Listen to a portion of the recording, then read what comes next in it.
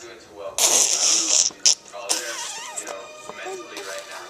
What's the sentiment on your side? Mentally. For someone who obviously knows that she's talking about, she's not really politicking a lot, so she might be kind of like looking forward to it. Now, if you want to keep the I like to drive strong. Camp is aware that Nayanka has had a rough couple days. It's not going to be a big deal. We're going to have to send Nay home. We should just be happy that we have Holly.